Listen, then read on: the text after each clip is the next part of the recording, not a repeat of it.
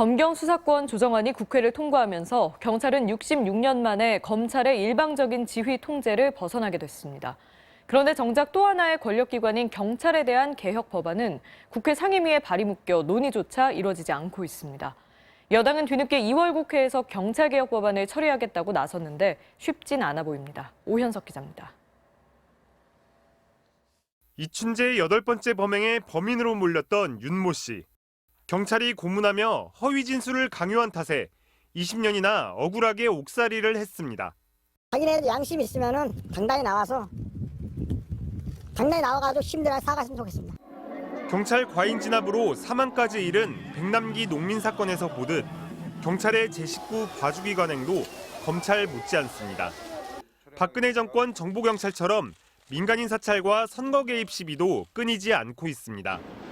이런 상황에서 수사권까지 가진다면 경찰이 공룡화될 거란 우려가 나왔고 이를 막기 위해 경찰개혁법도 발의됐습니다.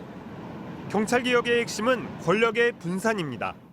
우선 국가경찰과 자치경찰을 분리해 교통과 생활안전, 지역경비는 자치경찰에 맡깁니다.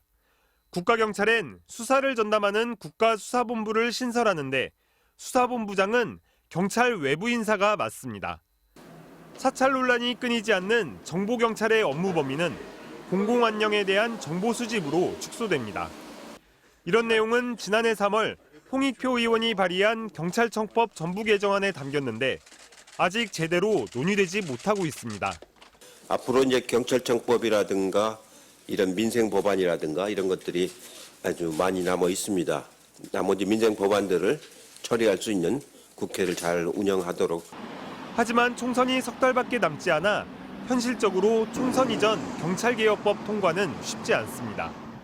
7월 이후 검경 수사권 조정안이 시행되는 만큼 최소한 그때까지는 법안을 마련해야 한다는 목소리가 커지고 있습니다.